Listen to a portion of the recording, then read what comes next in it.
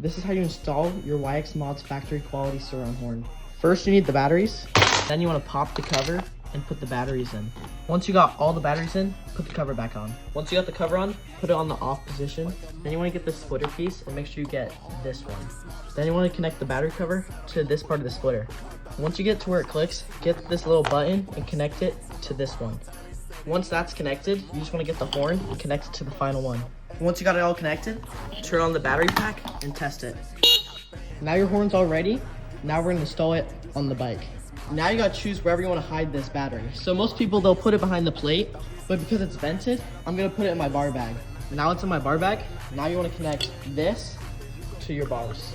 Then you want to get an 8mm and you want to undo these two bolts to put on your bars. Once you take them apart, you just want to screw these back together onto the bars. Now I sent the wire all the way down my cable management, and right out here, I can now reconnect this to here.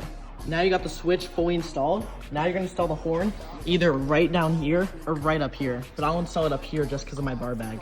And the way you're gonna do that is either zip tie it or drill into your frame. But I'll zip tie just so it's more temporary.